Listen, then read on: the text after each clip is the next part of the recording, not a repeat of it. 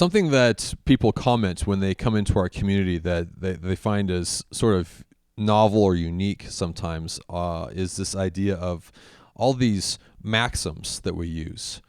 And if you aren't really clear on what is a maxim, sometimes we call them chi alpha isms, but essentially is just kind of a short, pithy saying that in some ways encapsulates a core conviction of our community.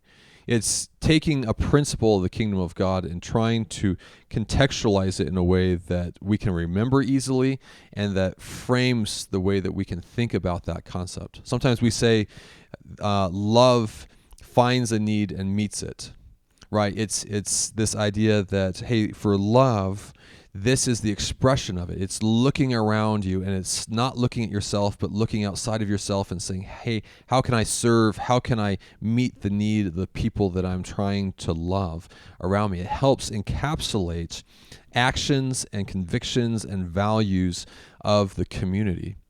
And so they've actually found, really fascinating in modern studies, they've actually found that this idea, language, and even particularly maxims, as have been spotlighted as a very powerful way that a community can communicate, can hand off certain values.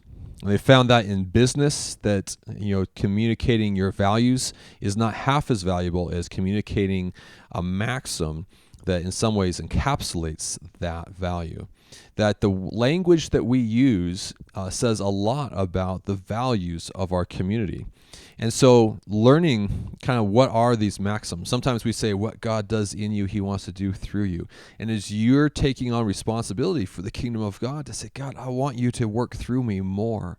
Right? We're learning, God, what have you done in my life recently and in my life as a whole, and how can I push that into other people's lives as we are trying to live out that maxim in our discipleship of others.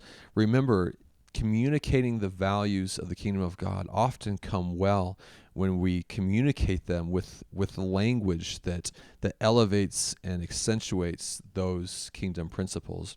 And so maxims, or just other ways that we speak with the love of God, is critical. Remember, sometimes what we call latent influence is also important. Not just saying, hey, I say this idea to you, but are we filled with the love of Christ? And do people see that in us?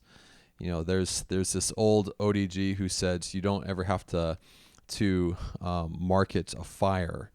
A fire by itself communicates warmth. And do people catch the fire of Christ in us, the love and the passion and the purpose of our faith in and through our lives? So the language we use and the way that we use the language in our lives will speak volumes to the people around us in communicating what are our values. And as they learn to live life with us in friendship and in love for one another, they'll learn to take hold of the things that are lovely to us.